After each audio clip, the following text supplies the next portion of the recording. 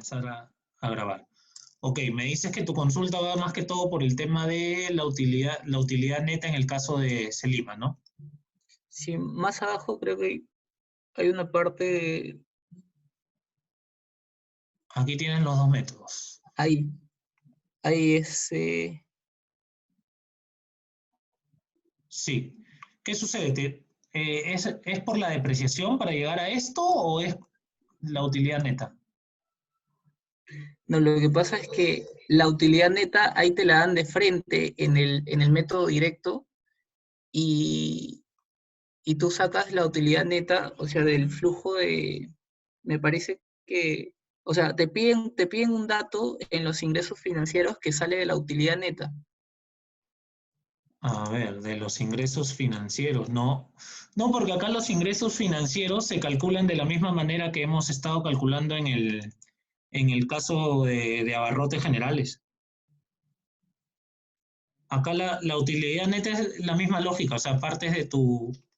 De hecho, el caso te da hasta acá, te lo da hasta gastos de embalajes. Lo que tienes que calcular acá es la depreciación, amortización y los ingresos financieros los vas a calcular en función de este cuadrito que está aquí, de la tesorería exacta, ¿no? En realidad acá lo que te importa más son los saldos de tesorería. Acá tienes un saldo inicial de 26.950 y tu caja exacta te pedía que sea 15.000, ¿no?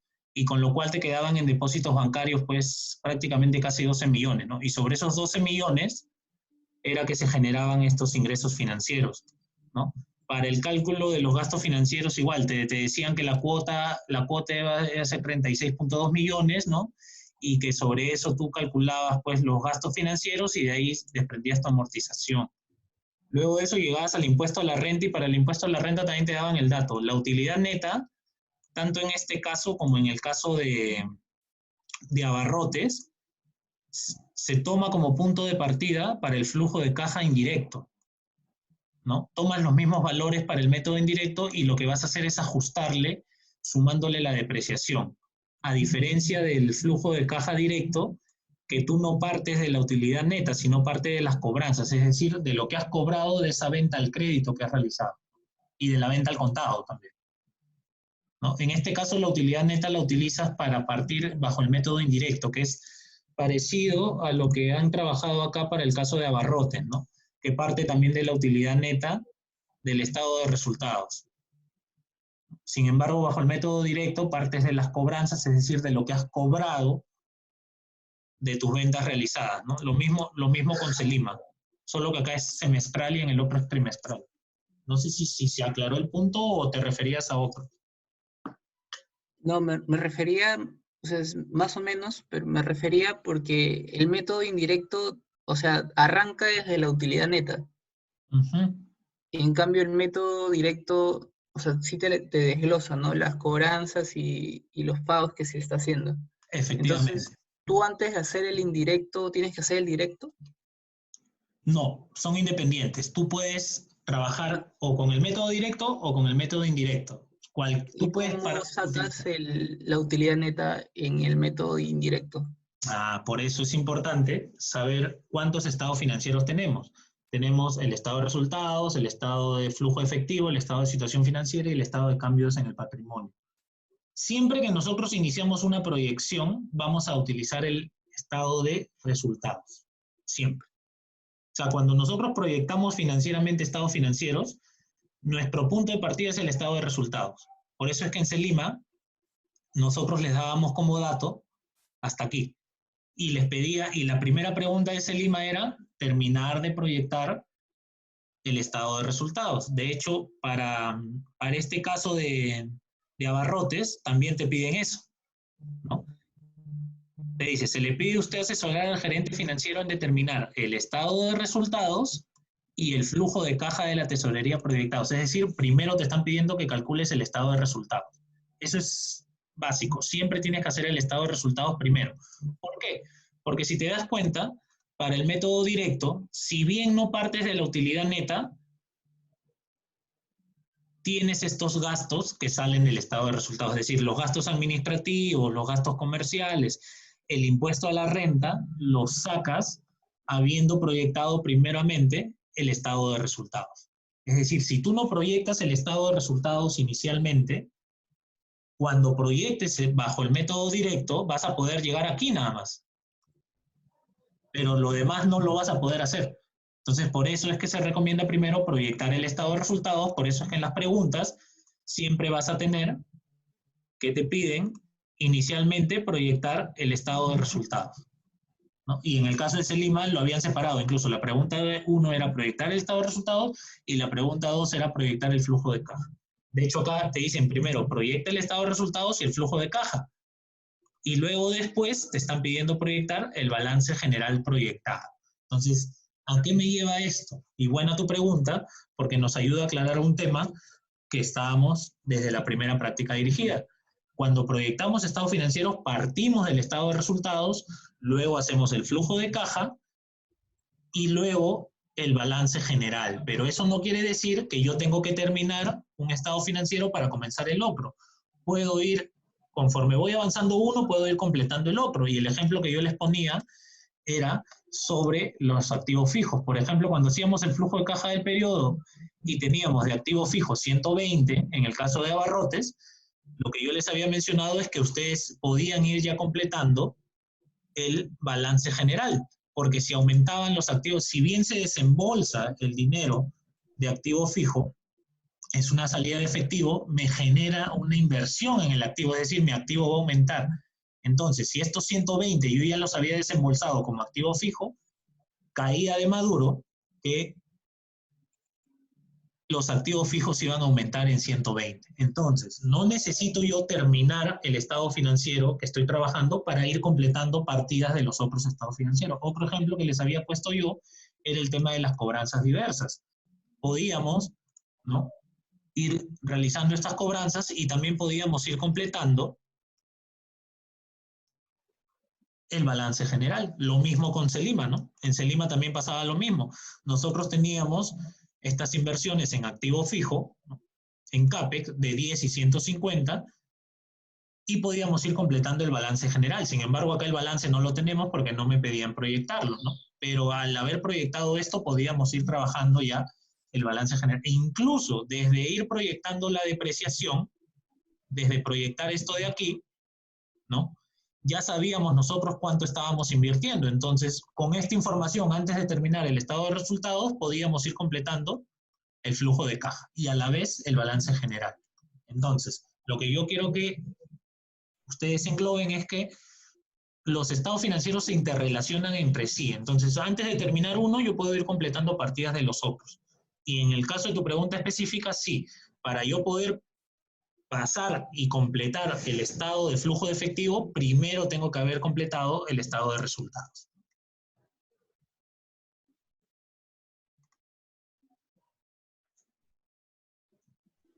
¿Quedó claro ahora sí?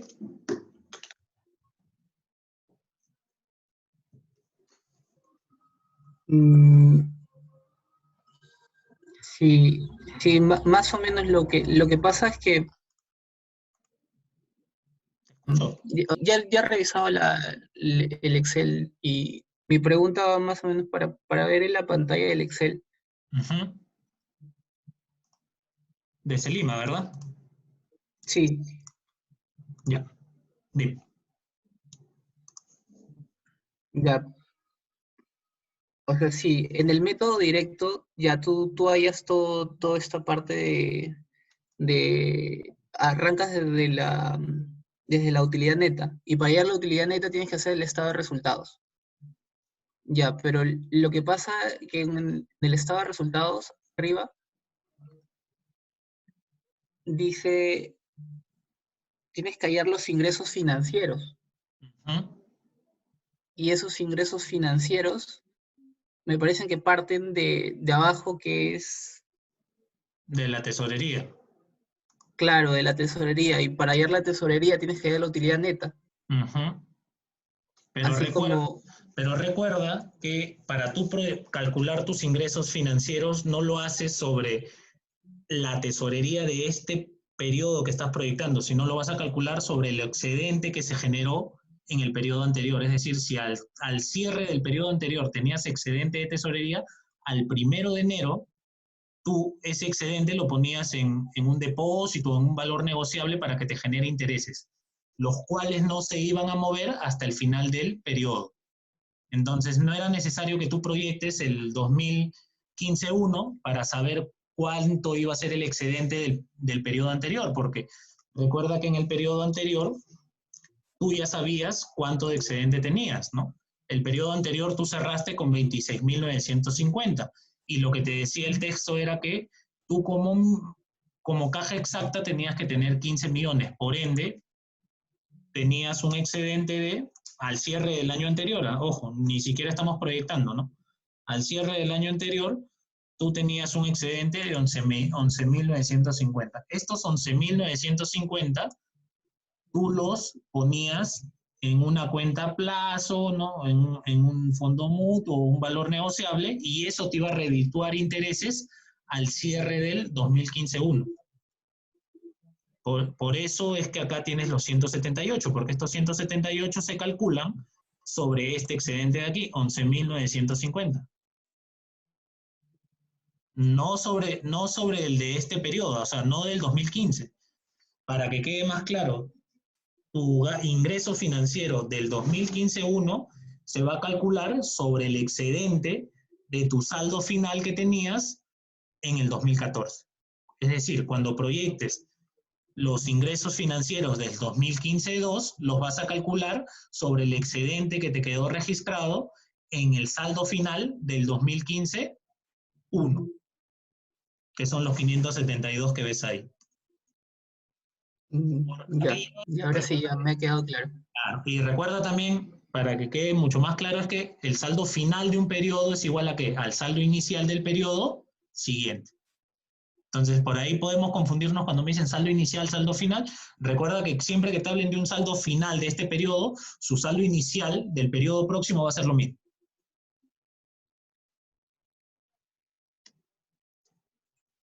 Ya, profesor, gracias.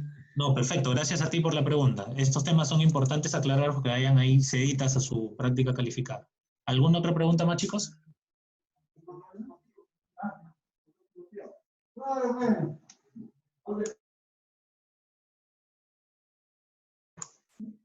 Chicos, ¿alguna otra pregunta?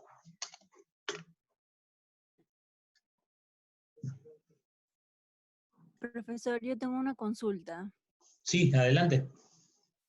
Respecto a la primera PD y también se repite en esta PD, justo en esta parte de ingresos financieros, o sea, cuando mi saldo final al terminar mi flujo de caja es menor a mi caja mínima, yo sé que tengo que buscar financiamiento.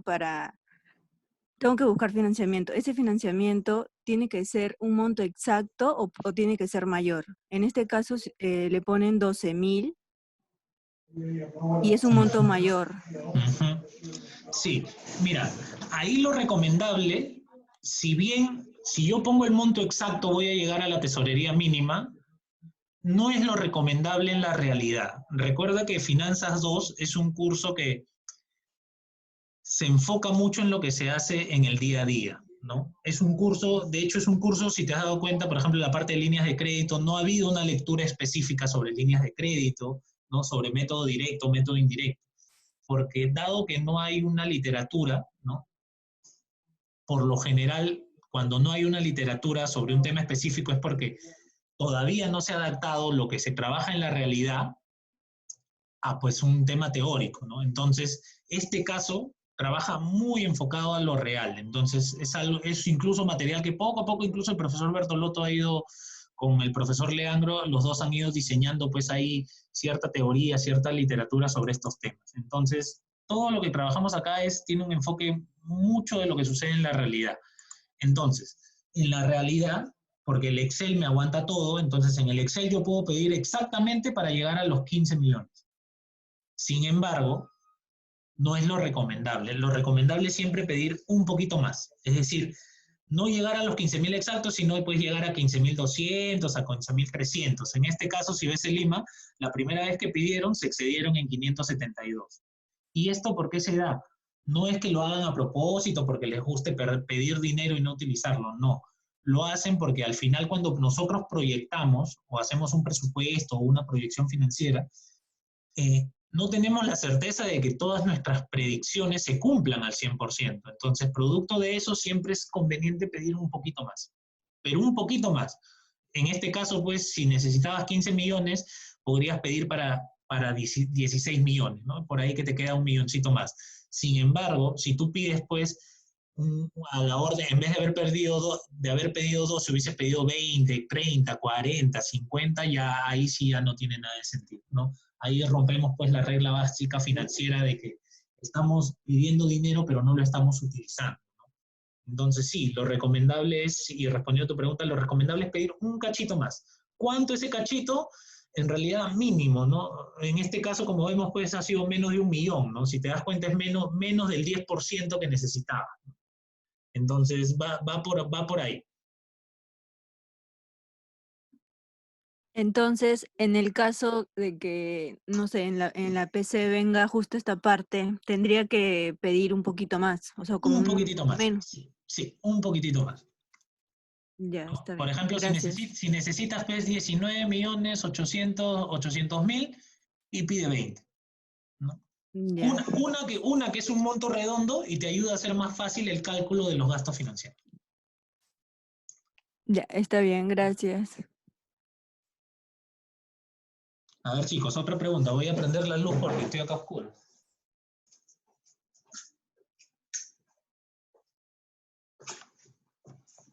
A ver, ¿alguna otra pregunta sobre esta dirigida, sobre tiendas F?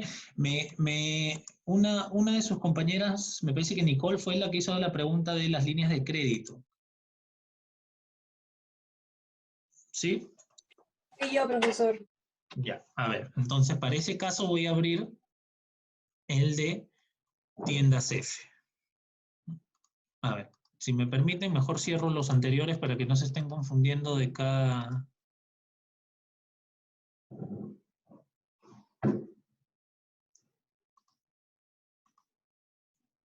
Ya está. A ver. Vamos a ver el caso de tiendas F. De hecho, no les he compartido todavía el solucionario ampliado, ahora se los voy a enviar, ¿no? A diferencia del solucionario que está colgado, yo acá le he agregado unas cuantas cosas más, proyecté el flujo de caja directo para que tengan con qué practicar y también hice el cálculo de determinar las líneas de crédito con las cuales vamos a negociar con el banco. Entonces, Nicole, a ver, ¿qué es exactamente lo que te gustaría que explique de aquí?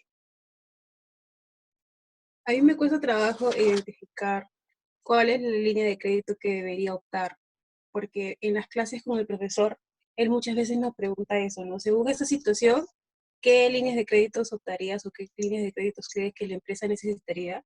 Y a mí me confunde mucho.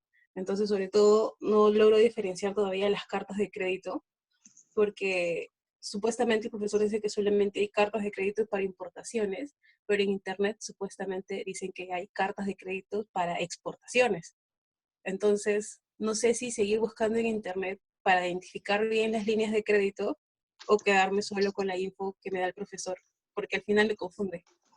No, lo que pasa es que, a ver, la carta de crédito como tal, más que para importación, exportación, o sea, no lo mires, esto es para importación, esto es para exportación. Mira primero y en estos casos es mejor entender cómo funciona el producto que me están presentando. La carta de crédito es un producto el cual se utiliza para garantizar, ¿no? Que mi cliente, es decir, garantizarle a mi proveedor que yo voy a cumplir con el pago. Es como una carta fianza, pero a nivel de comercio internacional, pues las cartas fianzas no tienen, pues, implicancia legal, ¿no? Para eso necesitas trabajar con un documento que se tenga que trabajar a través de un banco local, con un banco corresponsal del proveedor, y que eso te pueda asegurar. La carta de crédito va a funcionar de la siguiente manera. Si tú eres tiendas F y necesitas, pues, importar productos de China, el proveedor chino te va a decir, ok, yo te doy crédito a tantos días, pero yo no estoy seguro que tú me vas a pagar. Entonces, para eso emíteme una carta de crédito. Tiendas F coordina con el BCP aquí y el BCP le emite una carta de crédito, pero no la puede emitir directamente a este proveedor chino, porque el BCP no tiene operaciones en China. Entonces, lo que va a hacer el BCP es buscar un banco corresponsal llamémoslo el Banco de China, ¿no? Que es el que acaba de ingresar hace unos días aquí, ¿no? Este banco corresponsal le va a asegurar a su cliente chino, a nuestro proveedor, de que nosotros le vamos a pagar. En caso que nosotros incumplamos, ¿qué pasa? El Banco de China le paga al proveedor y el Banco de China le cobra al BCP. El BCP lo que va a hacer es pagarle al Banco de China y nos va a cobrar a nosotros. Entonces nosotros al tener una deuda bancaria nos vamos a sobregirar, vamos a caer en incumplimiento, entonces obligados vamos a tener que pagarle al banco. Eso es si es que se incumple. Si es que se cumple, con esa garantía de la carta de crédito se realiza la transacción financiera.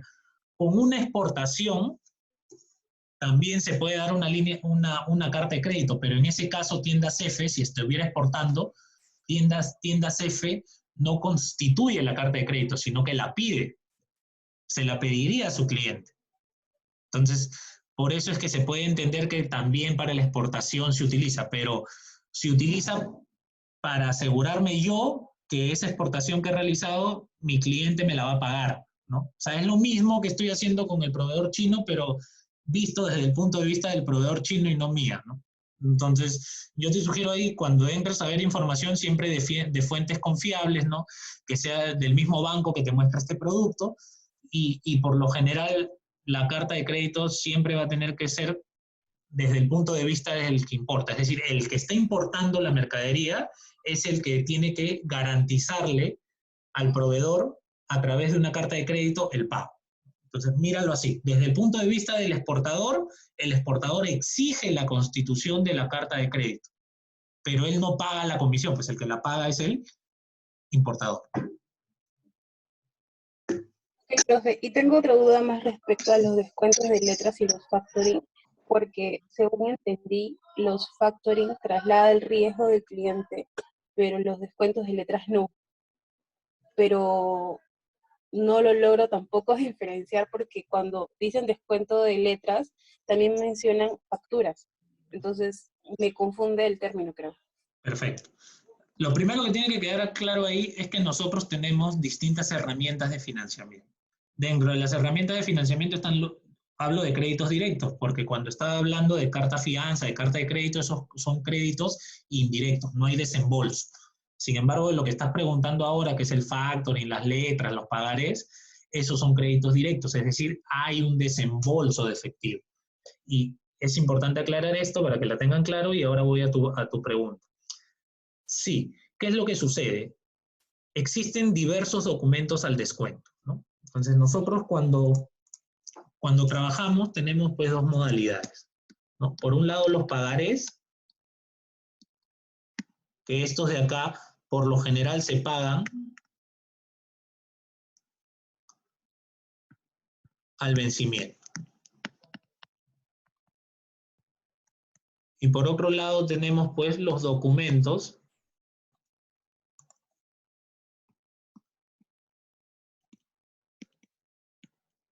al descuento. Y acá nosotros tenemos pues hay diversos productos para esto. Tenemos acá las letras de cambio,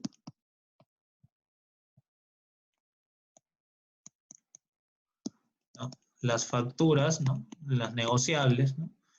Tenemos incluso hasta un producto que trabaja el Estado, ¿no? Que son los papeles comerciales, ¿no? Que lo pueden sacar entidades, empresas, o también lo puede emitir el mismo Estado, ¿no? Esto de acá, lo voy a poner acá, esto lo vamos a ver cuando veamos bonos. Porque también son documentos al descuento y también es un modo de financiamiento. Sin embargo, para ahorita no hay que adentrarnos todavía a eso. Entonces, dentro de estos documentos al descuento, los principales son las letras de cambio y el factor, ¿no? ¿Y qué es lo que me dice? Aquella factura que el cliente me la debiera pagar aquí, el banco trae imaginemos que la factura es 100, el banco trae al descuento esos 100 y me da ahora 90. ¿No? Los intereses se han cobrado aquí. ¿Cuántos son los intereses? 10. El banco se cobró los 10 del inicio. Ahora, dentro de estas letras de cambio y dentro de estas facturas, en realidad con las facturas, cuando hablamos de factoring, podemos tener con recurso y sin recurso. Para fines del curso, si el banco asume el riesgo o somos nosotros quien asume el riesgo, no nos va a impactar en nuestra proyección, porque nosotros estamos proyectando aquí el consumo de las líneas de crédito y sus gastos financieros, ¿no? Sin embargo, si queremos adentrarnos un poquito más, podemos ver pues factoring con recurso y sin recurso. Con recurso, ¿qué quiere decir? Que es pues ¿no? Cuando tenemos con recurso en recurso, vamos a tener en un caso que el banco es el que se encarga de la cobranza en caso mi cliente incumpla, y en el otro caso va a ser cuando nosotros nos hacemos responsables. Es decir, si mi cliente no se hace responsable con el pago y no cumple con el banco, yo soy el que se hace corresponsable de eso, ¿no? Entonces, pero eso para fines del curso no va a tener tanta implicancia, dado que si el cliente incumple o no, podría pasar que con recurso o sin recurso, si el cliente no lo incumple, tú te haces acreedor de esa deuda y tú tendrías una deuda con el banco, ¿no? Pero a ese nivel no creo que lleguen las prácticas dirigidas, y en realidad es bien sencillo, ¿no? Si es que el cliente incumple y tú eres el responsable, tendrías que ponerlo como endeudamiento, es decir, podrías ponerlo acá incluso como una necesidad de financiamiento, ¿no? Pero como es ponerse en la situación de que mi cliente no va a cumplir con el pago, si yo estoy previendo que mi cliente no va a cumplir con el pago, yo en una proyección no tiene sentido que incluya esa venta, ¿no? ¿Por qué consideraría en una proyección una venta de un cliente que no me va a pagar? No tiene tanto sentido ponerlo en una proyección.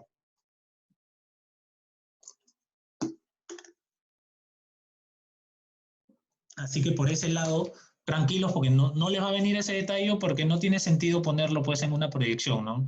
Para tal caso no considero esa venta y no le vendo, ¿no? Si sé que no me va a pagar. Entonces yo les sugerí... ¿Perdón?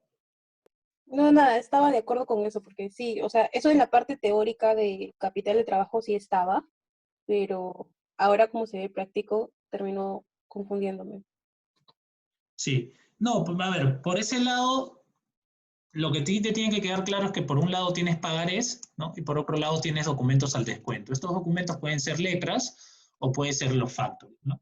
Y el factoring pues lo puedes tener con recursos, sin recursos, pero lo que ocurra aquí, a este nivel de aquí, no tiene tanto sentido que lo consideres en una proyección, ¿no? A menos pues que el caso te diga, no, abárcalo y considera un pequeño porcentaje, pero tendrían que decírtelo textualmente. Si no te lo dicen, no tiene mucho sentido incluirlo en una proyección. Pero en la realidad existe esto, pues, ¿no? Tú negocias con el banco si esa factura va a ser con recursos o sin recursos. Es decir, ¿qué quiere decir? Que si el banco se hace responsable ante el impago de tu cliente, o tú eres el que se hace responsable, ¿no? Obviamente, esas tasas de interés van a ser distintas. No es que tú dices, yo cuando quiero con recurso, cuando quiero sin recurso. No, va a depender de la tasa de interés. Obviamente el banco te va a cobrar más interés por aquel instrumento que le represente un mayor riesgo. Si al banco tú le dices, no, si mi cliente incumple, yo me hago responsable, el banco te va a dar una tasa de interés menor. En cambio, si tú le dices, no, banco, tú te encargas de esa cobranza, el banco te va a decir, ok, yo lo hago, pero mi tasa de interés es mayor. Entonces, eso es lo que tenemos que tener claro.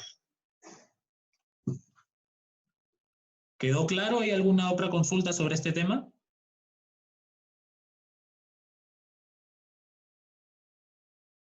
Chicos. No, por mi parte no. ¿Todo claro, Nicole? ¿Algún otro tema que sobre este tema de líneas de crédito? Profe, sí, ya me quedó claro. No soy Nicole, soy Liz. Ay, perdóname. Sino que acá no veo bien los nombres. Discúlpame, Liz. No te preocupes. Punto más, Sí, profesor. Sí, te escucho. Segunda consulta. Quisiera saber si es que puedo volver a explicar lo de las cartas fianzas de cumplimiento de cuentas por cobrar. Ok. Dentro de los créditos,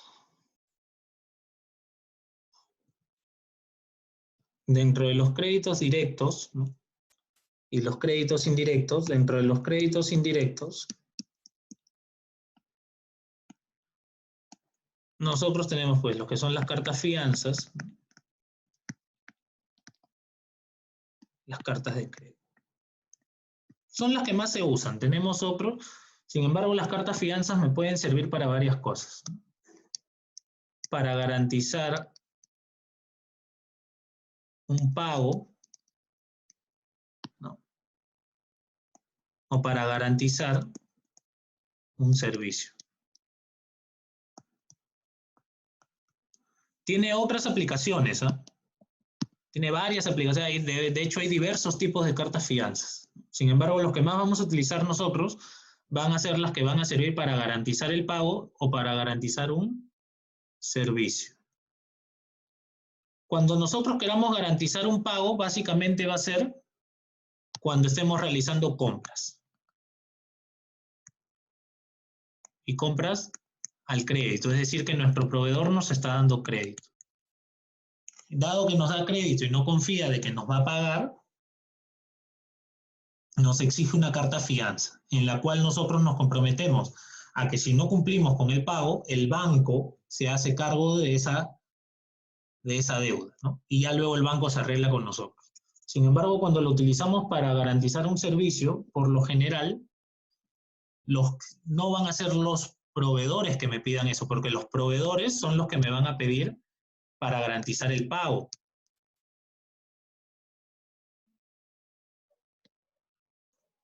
Para garantizar un servicio, el que me va a pedir eso es el cliente, y básicamente porque se está realizando una venta. Es el cliente quien me va a pedir eso. ¿Y por qué me podría pedir eso el cliente? Porque no está seguro de que yo cumpla con las condiciones pactadas. Y es básicamente por eso. Puede ser un cliente que me diga, oye, ¿sabes qué? ¿Sabes qué, tiendas F? Yo necesito, pues, voy a realizar una conferencia, ¿no? A nivel mundial para presentarle al mundo mis nuevos productos, mis nuevos servicios, y yo necesito que tú te encargues de toda la infraestructura pues, tecnológica, que me traigas las cámaras, ¿no? Todo lo relacionado a las videollamadas. Quiero que me equipes todo eso. Pero mi fecha de presentación va a ser pues, el 15 de mayo. Si tiendas F no cumple con abastecer y con hacer las instalaciones al 15 de mayo, el cliente no va a poder realizar esa conferencia. Entonces podría hacerle perder mucho dinero. ¿Por qué? Porque ya contrató un local, ¿no? Ya hizo su nota de prensa, incluso hasta quedaría mal, su imagen institucional quedaría pésima. Entonces va a pedirle a tiendas F, oye, ¿sabes qué? Emíteme una carta fianza para en caso tú incumplas, yo no me vea perjudicado. Chicos, me queda un minuto, voy a programar una sesión más para terminar de responder esta pregunta y para más consultas que ustedes puedan tener. ¿Ok? La voy a programar para las 6:15, para no tener tanto tiempo ahí en espera.